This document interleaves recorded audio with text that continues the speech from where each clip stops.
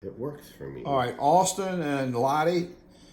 This is Bill Fletcher. I'm here with Steve Furster, who is the owner of the inspection company. And he's here looking at this beautiful house at whatever it is. Was it 329 Blaze Ridge Drive? Hi, Steve. Hey, how y'all doing? Okay, he's going to walk us through, just as though you were here in person, walk us through his inspection, his findings, and areas of concern. So, Steve, you're on. Okay, so if you were here, this is how I would review the report with you with my computer, and it's a list of pictures, some of which are of problems or defects or items to be repaired, most of which are just pictures that I use to write the report. So if I skip over any, they're just for the report writing purposes. Which you'll get tonight. Tonight. Tonight you'll get by email. Yep. So the first thing we look at is we go top to bottom, inside and out. So outside is the roof, obviously. The good news is I didn't find any evidence of roof leaks or flashing leaks or anything like that. You do have a particular brand and model of shingle that they don't make anymore. It's called CertainTeed Horizon shingles, and they stopped making them because the manufacturing process caused the shingles to blister, crack, degranulate on what they call the overlay tabs. And I put a comment in the report describing it, also a link where you can do further research on. In my experience with the shingle, which is extensive, I don't find that they last any longer or any less than any other normal shingle. They just degranulate. They crack and pop. They look like they're splitting, but it's just the way they made them, for lack of better word. And you have that type of shingle. I do believe the company will replace the shingle, but they won't remove and install what you have there. But you can do that kind of research. If a roofer comes and sees this, he's going to want to sell you a roof. I'm telling you now, you don't do anything till you have a problem, and you don't have a problem at this point with leaks. These are just elevation pictures I'm taking. One thing that's normal and typical on a house this age is all the little nails that they use to nail the rubber flashings and the metal flashings all the way around the house lose their roof cement that they put on the nail heads. That protects the nail heads from corrosion. At this point, I would reseal all the nails to prevent leaks from occurring in the future. There's your propane tank. Looks like it's a leased or rented tank. You might want to find out more information. Obviously they're just running the gas logs off of that supply. Here are your heat pumps. Okay, you have a first floor and a second floor heat pump. One of these units is pretty new, 1 year old. How about that? The other one is original. Both of them are behaving normally, giving me normal temperature differentials.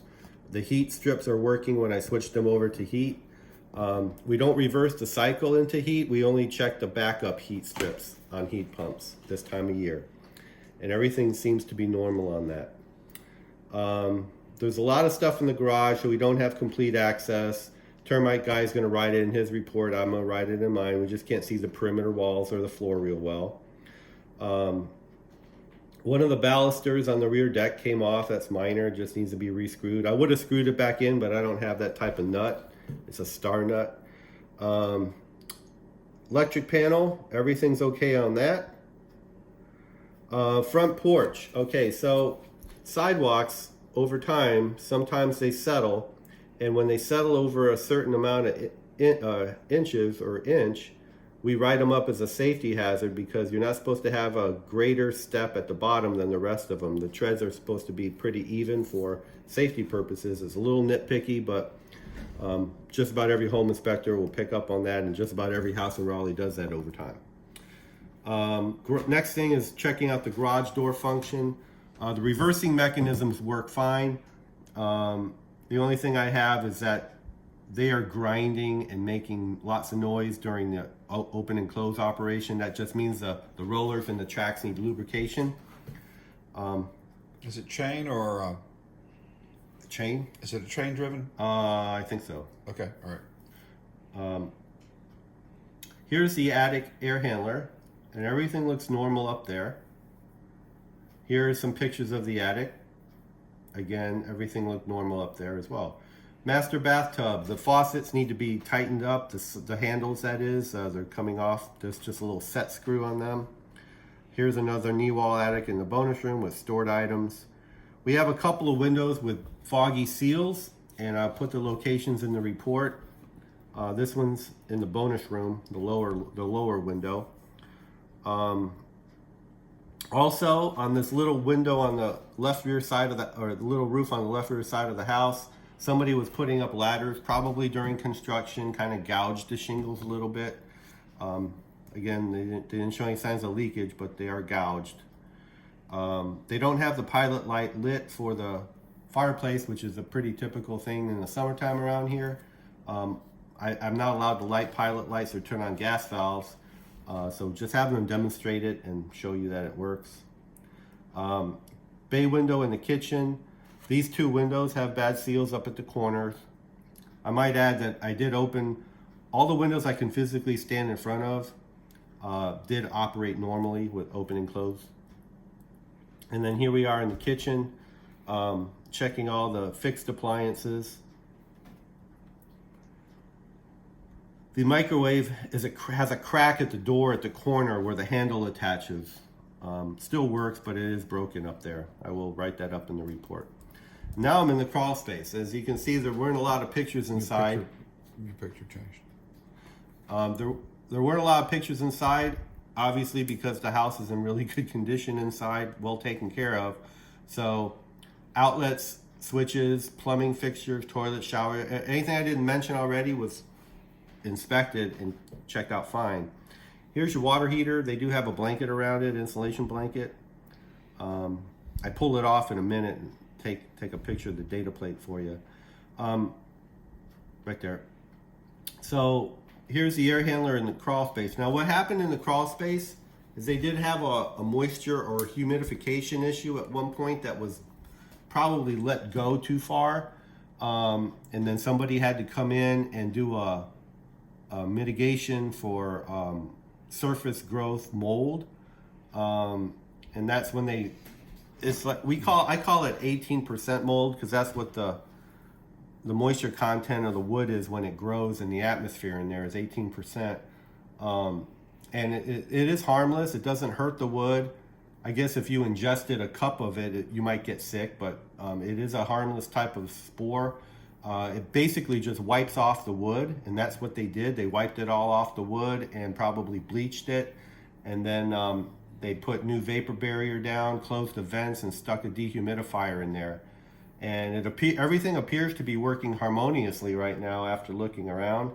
I didn't see any additional surface growth of any biological fungus or mold or anything like that wasn't already there, like on a pipe or something. If you can see the pipes down here are a little dark. Here they're not. That was probably from the old section. The other thing that your house has a little symptom of, which is pretty common in a house built in this decade, 2000 to 2010, and that has to do with the plumbing fittings. You don't have a severe issue. I make it a point to check all these brass fittings in the crawl space or anywhere they're accessible, which in a house like this is just a crawl space. We look for white corrosion, like you can see right here, this corrosion right there. I only found a couple that were corroded. At a minimum, if we find corroded fittings, we want them replaced. Just keep in mind, we can't see all the fittings in the house because they're in the second floor and the ceilings. But this is a symptomatic problem of this material. So I do put a comment in there in regards to that problem. But on a scale from 1 to 10, you're below a 1 in severity. I didn't find any leaking. I didn't find any severely corroded. I just found some starting corrosion on some of the hot fittings. And red pipe is hot, white pipe is cold, unless they mix them up like they did here. Here's your dehumidifier. It's working and functional. Here's some cold fittings, and this one's just starting to turn. And I took a picture of that one as well. So here are just some general pictures of the crawl space. You can see that the wood is clear. Here is where some of that mold used to be, and they wiped it off and cleaned it.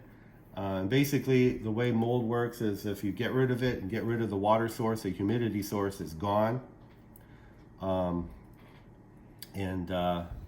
That's the end of my report. There really isn't anything too crazy going on here. Just keep in mind, I'm always available to review the report moving forward. If you get the report later tonight, you want to talk tomorrow, just give me a call. I'm usually available in the afternoons more than the day because I'm working all day. All right. Thank you, Steve. Yes, sir.